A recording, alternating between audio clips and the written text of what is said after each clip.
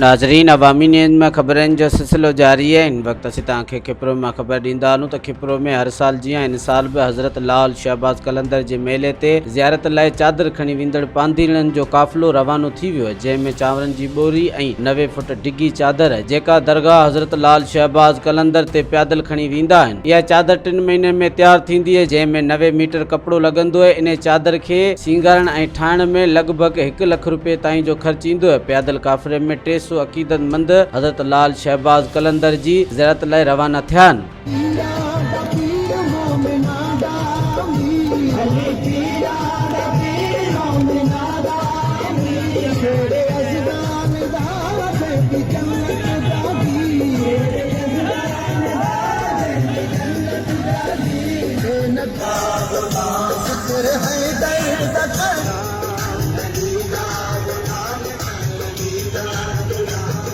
जेको मिली करे ई ठाही आहे ऐं सभु पाण मुतफ़िक़ थी करे कढूं पिया।